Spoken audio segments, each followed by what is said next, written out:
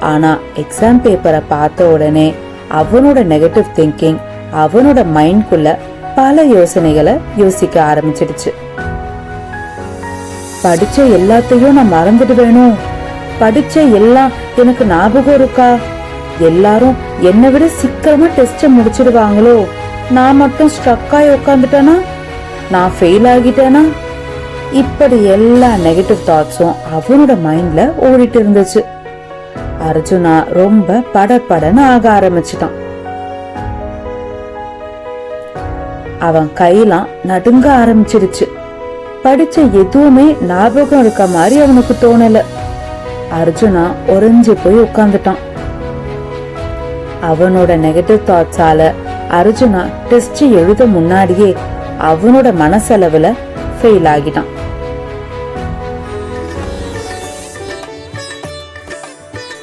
அர்ஜுனா உட்கார்ந்து இருந்த ஜன்னல் பக்கம் ஒரு ஒளி தெரிஞ்சது. அந்த ஜன்னல் கிட்ட கிருஷ்ணா நின்னுட்டு இருந்தாரு. பொறுமையா அன்பா அர்ஜுனாவை பார்த்தாரு. அர்ஜுனா கண்ணுக்கு மட்டும் தெரிஞ்சாரு. அர்ஜுனா கிருஷ்ணாவை பார்த்தான். அர்ஜுனா, உன்னோட டெஸ்ட் ஆரம்பிக்கிறதுக்கு முன்னாடியே நீ ஏன் தோத்து போற? உன்னோட நெகட்டிவ் தாட்ஸ் உன்னோட பயத்தை அதிகமாக்கி மனசளவுல உன்னை தோக்கடிக்குது அர்ஜுனா.